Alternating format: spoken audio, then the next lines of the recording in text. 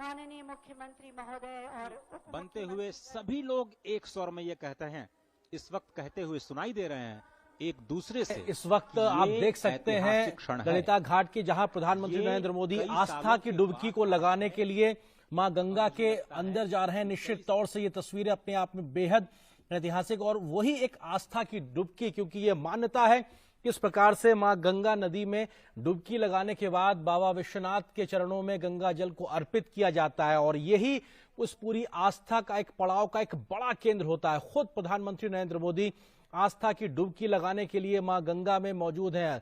मां गंगा को आत्मसात करना, उनके चरणों में जाना, श्री चरणों का आशीर्वाद लेना और ये एक पूरी विधि विधान का एक अपने आप में एक बड़ा संगम के तौर पर देखा जाता है। इससे पहले भी हमने देखा था जब प्रयागराज में महाकुंभ का आयोजन हुआ था, प्रधानमंत्री ने वहां पर भी आस्था की डुबकी का आनंद लिया था, वहां पे उसका आशीर्वाद लिया था। और अब काशी विश्वनाथ के दरबार में वहां पे पहुंचने से पहले मां गंगा में जाकर डुबकी लगाना पूरी आस्था के साथ में, पूरे भक्ति के साथ में, रीति रिवाज के साथ में, और यहां पर भगवान सूर्य को नमन करना और उनको नमन करते हुए जल अर्पित करना। और साथ ही साथ वहां पे आप तस्वीरों में साफ तौर पे देख सकते हैं प्रधानमंत्री की आस्था साफ तौर से झलकती है, वो एक विश्वास साफ तौर से झलकता है। जो यहाँ का विधि विधान है उसको नमन करने का जो भाव है वो साफ तौर पर झलकता है। और गंगा आज इस प्रकार से निर्मल हो चुकी है कि आप वहां पर डुबकी लगा सकते हैं, ये एक संदेश भी साफ तौर पे दिखाई पड़ता है।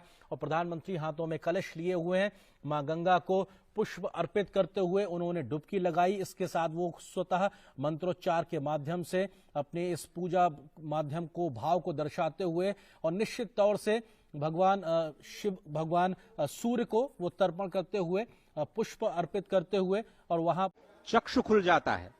स्वयं मां गंगा के भी 3 नेत्र हैं, उनके 2 हाथों में भरे हुए कलश हैं और 2 हाथों में वो सुंदर कमल धारण किए हुए हैं। भक्तों के लिए परम इष्ट हैं। वो स्वयं ब्रह्मा का रूप हैं, विष्णु का रूप हैं, भगवान शिव का रूप हैं, यानी तीनों का रूप, तीनों के कार्य करने वाली, मस्तक पर सुशोभित चंद्र जटित मुकुट वाली और सुंदर श्वेत वस्त्रों से विभूषित मां गंगा को मैं प्रणाम करता हूँ। सफाई कर्मियों पर प्रधानमंत्री पुष्प बरसा रहे हैं। सभी सफाई कर्मियों को धन्यवाद दे रहे हैं और बाद में सफाई कर्मियों के साथ बैठ के खाना भी खाए। मसान में भी होली खेली जाती है। काशी जहाँ पर खेले मसाने में होली, जहाँ पर मृत्यु भी महोत्सव है, उस काशी में आज शिव महोत्सव का आयोजन किया गया है, शिव दीपोत्सव का आयोजन किया गया है। और कहा गया है कि दुनिया के वीराने पथ पर जब जब नर ने खाई ठोकर, 2 आंसू शेष बचा पाया, जब जब मानव ने सब कुछ खोकर, मैं आया तभी द्रवित होकर, मैं आया ज्ञान दीप लेकर, भूला भटका मानव पथ पर, चल निकला सोते से जगकर, पथ के आवर्तों से थककर, जो बैठ गया आधे पथ पर, उस नर को राह दिखाना ही मेरा सदैव का दृढ़ निश्चय। काशी से वो ज्ञान गया जब जिससे कहा गया कि आत्मदीपो भव, काशी से वो ज्ञान गया जिसमें स्वयं प्रकाश होने की बात कही गई है। काशी से कहा गया कि आत्म प्रकाश बने, स्वयं प्रकाश बने, आत्मदीपो भव। काशी से ये कहा गया कि अपने मन को पूरी तरीके से शुद्ध करके, अपने मन को केंद्रित करके अपने लक्ष्य का संधान करना चाहिए। और समूचे सनातन संस्कृति का मर्म और समूचे सनातन संस्कृति का जो निचोड़ है वो यही है, विश्व कल्याण की कामना, विश्व कल्याण का भाव, जिसमें ये कहा जाता है कि सर्वे भवन्तु सुखिनः सर्वे सन्तु निरामयाः। साथियों, हमारी इस वाराणसी ने युगों को जिया है, इतिहास को बनते बिगड़ते देखा है। कितने ही कालखंड आए गए, कितनी ही सल्तनतें उठी और मिट्टी में मिल गई, फिर भी बनारस बना हुआ है। बनारस अपना रस बिखेर रहा है।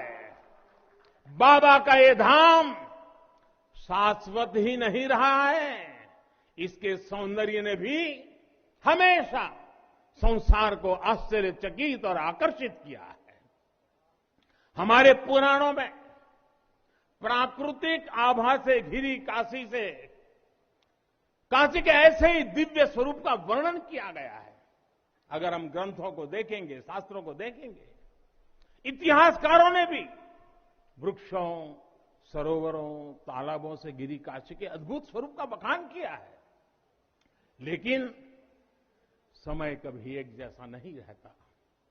आतताइयों ने इस नगरी पर आक्रमण किए, इसे ध्वस्त करने के प्रयास किए। औरंगजेब के अत्याचार, उसके आतंक का इतिहास साक्षी है। जिसने सभ्यता को तलवार के बल पर बदलने की कोशिश की, जिसने संस्कृति को कट्टरता से कुचलने की कोशिश की, लेकिन इस देश की मिट्टी बाकी दुनिया से कुछ अलग है। यहां अगर औरंगजेब आता है तो शिवाजी भी उठ खड़े होते हैं। अगर कोई सालार मसूद इधर बढ़ता है तो राजा सुहेलदेव जैसे वीर योद्धा उसे हमारी एकता की ताकत का एहसास करा देते हैं। और अंग्रेजों के दौर में भी वॉरेन हेस्टिंग का क्या हाल काशी के लोगों ने किया था। ये तो काशी के लोग समय समय पर बोलते रहते हैं और काशी की जुबान पे निकलता है, घोड़े पर हौदा और हाथी पर जिन जान लेकर भागल वॉरेन हेस्टिंग। साथियों, आज समय का चक्र देखिए, आतंक के वो पर्याय इतिहास के काले पन्नों तक सिमट कर रह गए हैं। और मेरी काशी आगे बढ़ रही है, अपने गौरव को फिर से नई भव्यता दे रही है।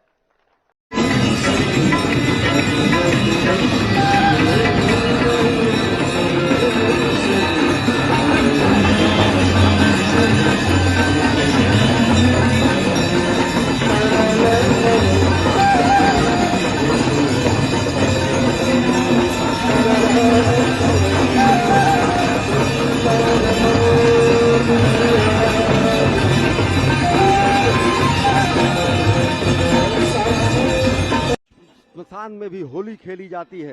काशी जहां पर खेले मसाने में होली, जहां पर मृत्यु भी महोत्सव है, उस काशी में आज शिव महोत्सव का आयोजन किया गया है, शिव दीपोत्सव का आयोजन किया गया है।